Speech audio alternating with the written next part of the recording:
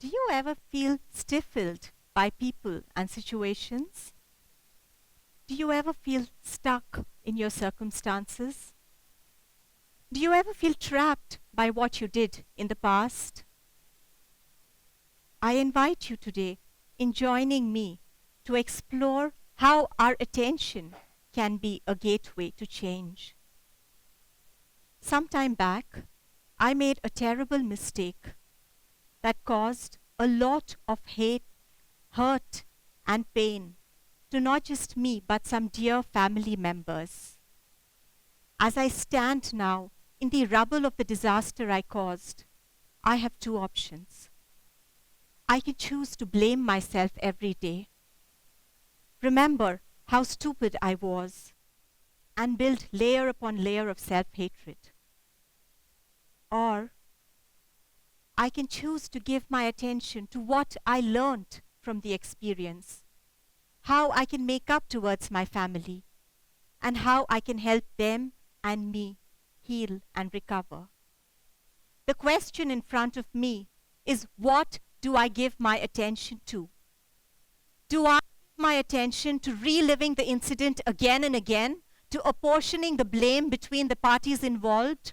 Or do I give my attention to becoming a bigger and better person who can love my family?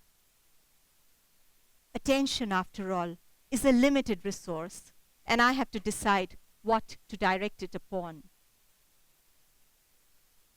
Where I choose to direct my attention will depend on what I want to do. If I want to be a cynic, I will keep my attention on the past and all the things that went wrong in the past. If I want to be a victim, I will do that. If I want to be a cynic, I will direct my attention towards all the things that can go wrong in the future. But if I want to be a change agent for the better, I need to give part of my attention to my vision and my hope for the future. I also need to give some attention to what went right in the past and the gifts I have in the present, because these are what I need to build that future I dream of. We are hardwired to be biased in terms of prioritizing danger over opportunity and what is over what can be. There are evolutionary reasons for this. Let's go back to caveman's time. If you are walking in the jungle and you fail to notice the pug marks of a tiger, this lack of attention could cost you your life. What happens if you fail to notice these apples? You will wait for your next meal. In order to up your chances of survival, nature has designed our brains to prioritize giving attention to potential threats rather than the gifts and niceties of life. Again, if you survive in the jungle, you're better off giving your attention to what is around you than be dreaming of the future. These biases help us in survival, but they work against you if you want to be a change agent. To be change makers, we need to be optimistic visionaries. We have to offset the effect of these evolutionary biases by consciously practicing to see gifts alongside the threats and what can be alongside what currently is. I cannot give my attention to everything at the same time. My subjective reality, the reality in my head, which incidentally is the only reality I ever have access to, is influenced by the frame and lens with which I see things. My frame limits the information coming in. We call this bounded awareness. And my lens distorts it in a way that lets in more information that confirms what I already believe.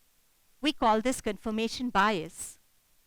So if my frame and lens are biased to let in more negative inputs, information, rather than positive, then my version of the world is likely to be sadder and scarier than it has potential to be.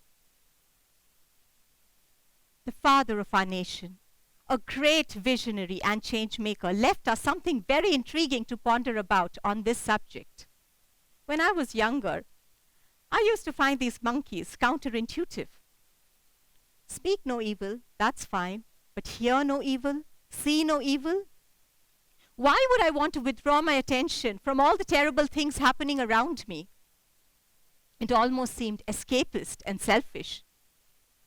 Now, however, as a researcher of psychology, I see this metaphor a little differently. Because of bounded awareness, the more attention I give to negative information, the less attention I have to see the positive. And because of confirmation bias, if I give my attention only to negative inputs, they will influence my subjective reality and I will land up seeking more negativity in whatever I see. This can lead me to form and propagate a lopsided view of reality, which unfortunately becomes my subjective truth. Certain forces in our society actually reinforce this evolutionary bias towards the negative that is already there. Take media. Their currency is attention. What is a faster way to get your attention? Panic, panic, there is bird flu. Or look at this new innovative school. It actually makes business sense for the media to broadcast news that will worry and scare us. The Huffington Post recently took a decision to have more positive, focus on more positive stories. If we understood the science of attention, we will be able to appreciate their decision better. The news that we see and read influences us. It can either inspire us or it can damage us. And this is not just for the time that we are reading and watching news, but this is an effect that carries over after we have switched the television off. This happens because of a pattern-forming effect in our brains known as the Tetris effect. The Tetris effect was named when researchers discovered that people who played the Tetris game, which is a game where you align blocks and try to level them out, after they finished playing the game, when they went out, they saw the rest of the world as blocks that they wanted to level out. What it means in a nutshell is that if we do something over and over again, our brains create a pattern and we continue to see new information through that pattern. The Tetris effect explains why people in professions like law or accounting are at a greater risk of suffering from depressive disorders. They spend their workday going through reports and cases, look at problems, and then they carry over this fault-finding lens into other areas of their life as well. This bias is not too difficult to offset. We can consciously train our brains to scan the world for positives. An intervention as simple as listing 5 things every day that you are grateful for has been shown to create significant improvement in happiness and well-being. I live in a beautiful campus. These are scenes I pass every day on my walk to work. However, I don't see them every day. On some days, I am giving my attention to all the problems in my life, and I might just as well be walking through an underground tunnel. If I don't see the flowers as I walk, in my subjective reality, the flowers don't exist. For me, it is a path without flowers. There are different possible realities that can exist at the same time, subjective realities. Path with flowers, path without flowers. Depending on where I direct my attention, I can bring a different reality alive into my own world. I think this itself is a good enough reason to want to consciously direct our attention. But I'm going to give you a second reason, which is even more dear to me. When we give our attention to something or something, we are actually giving them an invitation to come and become a part of ourselves. This happens because of mirror neurons. Mirror neurons were discovered by scientists when they were experimenting on a monkey, and they noticed that a certain part of the monkey's brain that should light up when the monkey moved its arms was lighting up even when the monkey was not doing it. Turns out the monkey was staring outside a window at a man eating an ice cream who was moving its arms. Mirror neurons are neurons that fire either when we perform a particular activity or when we observe another person doing that activity. Amazing, isn't it? So now you know why you get so charged up when you watch sports, or why you get so euphoric in a rock concert. We'd like to believe that we are isolated individuals living our lives and experiencing thoughts and emotions that are uniquely our own. But mirror neurons seem to suggest that we exist in an ocean of interconnectedness. Our brains are continuously exchanging information, and we are all sharing experiences and emotions. Is this good news or bad news? Both. It's good news if you decide before a meeting that you want to be cheerful and you know that your cheer is going to rub on to others as well. It's bad news if you have a colleague who storms into office in a bad mood and you know that his temper will influence you as well. So how do we navigate these shared spaces that we cohabit? How do we use mirror neurons to our advantage without getting dragged into somebody else's negative drama? Your secret weapon is your attention. Remember, staring at the man, by giving the man his attention, the monkey made itself party to sharing the man's experience. What would have happened if the monkey was not giving the man his attention? Sometimes we think of attention only as something that we direct outward, but we also direct our attention inward. Inside our heads, there is a sea of information, thoughts, beliefs, memories, and not all of it is active.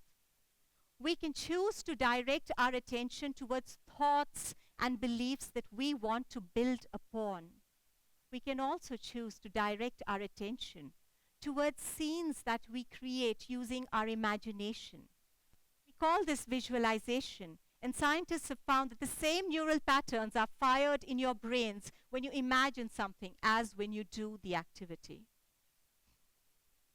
When you of your mother, your guru, your role model, be reassured that whatever you are giving your attention to is influencing you, your brain and your body in very tangible ways.